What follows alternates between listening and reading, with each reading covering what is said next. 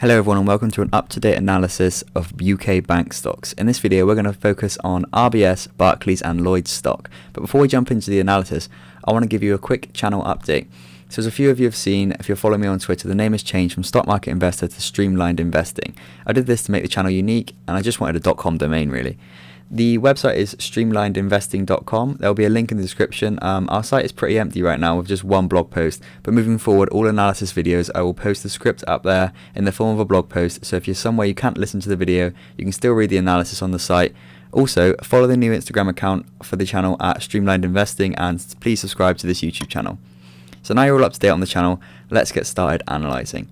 Banks are hugely impacted by macroeconomic factors, and this is things such as governmental fiscal policy, which includes central bank interest rates. In this case, it's the Bank of England.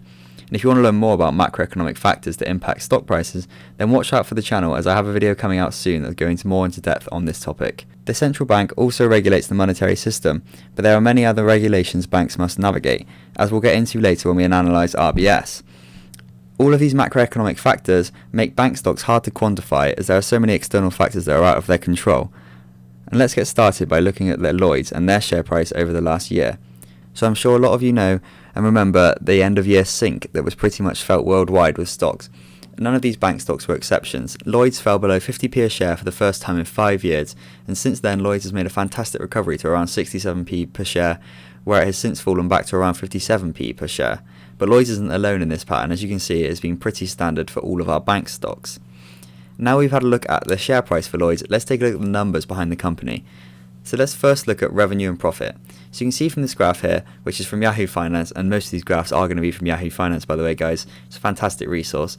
They have beaten earnings expectations for the last 3 quarters, with the most recent coming in at over 10% above expectations. This is great news for the stock that is consistently the most traded in the United Kingdom. Now if we look at a 3-year view of their revenue and earnings, you can see that earnings have grown consistently well, however revenue growth has lagged behind earnings growth. And what this means is Lloyds is being more efficient with capital. Between 2015 and 2016, revenue essentially plateaued, but earnings jumped considerably. Accomplishing growing earnings with slowing revenue growth reflects very well on the bank's management and their vision. As mentioned earlier, there are a number of factors that impact banks that are completely out of their control. One of these is the Brexit uncertainty, which is definitely impacting the UK housing market, hurting their mortgage revenue. The low interest rate environment that we currently find ourselves in is also doing nothing to boost bank revenue, but this could soon change. And if we take a quick look at some other metrics such as PE and dividends before moving on to Barclays, and again these figures are provided by Yahoo Finance, Lloyds has a market cap of $41.21 billion, but has an enterprise value of £48.12 billion. And what this indicates to us is that the price of Lloyds stock currently trades at has a 15.47% margin of safety between the price of the stock and the amount the company is worth today if debt obligations were considered.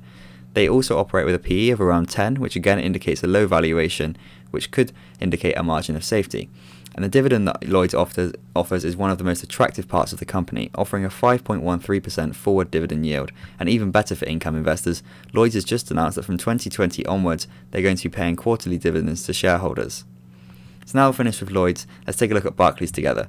And this graph shows that Barclays have fallen, especially towards the end of the year, like most other stocks. Then they recovered and they've now fallen again, and Barclays is once again near the level it was at in late December 2018.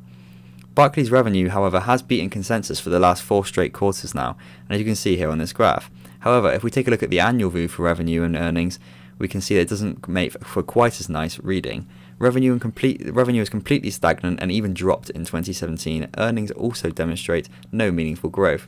And this is something that I believe should concern investors. But as mentioned earlier, there are many factors outside of the bank's control. There are still many bullish investors around Barclays, but I personally believe there could be better options for investors. With that said, it's still important to look at the full figures for Barclays and some valuation metrics. They currently trade for a PE of around 7.9, which is very low for a corporation of this size. If we take a quick look over their balance sheet, you can see that for the last 4 years, total assets have remained greater than total liabilities.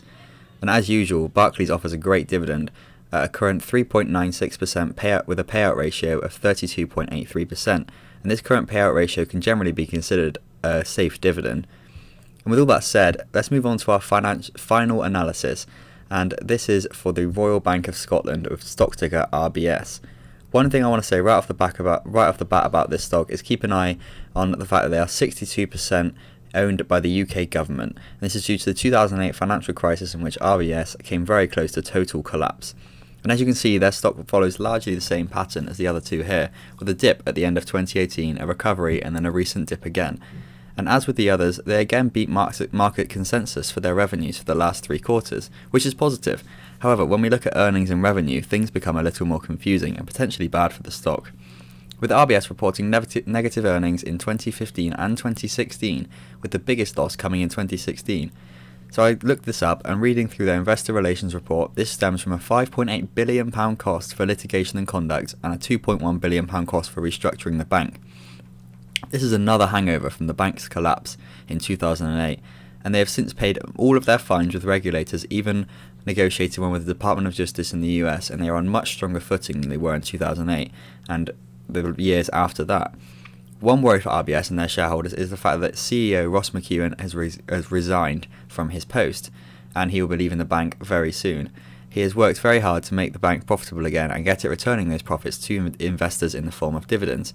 Now this has been accomplished, he believes his job has been done at the helm of RBS, and it's time for him to leave, which leaves a big gap to fill. And some of the key valuation metrics for RBS are that they operate on a PE of around 17, which is a fair amount higher than the other two banks mentioned here. They do, however, have a strong balance sheet, which always passes the Bank of England rigor tests. There is a considerable margin of safety also, as they have a net tangible asset value of 286p per share, and this represents a 26.9% difference from the current share price.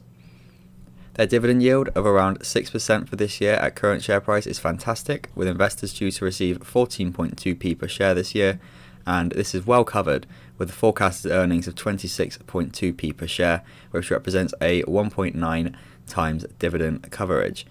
I think I'm going to wrap up this video here, and now that we've had a look at some of the mini analysis on these 3 stocks, and I hope this video has given you a better idea of the stocks, even if the analysis was fairly short for each. A lot of research goes into these videos, although it may not seem it from the length of the video. Many different sources are used, so please subscribe and help the channel grow.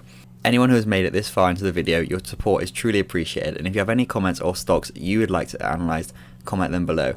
Thank you so much for watching, and I hope to see you guys all in the next one. Thank you very much. Goodbye.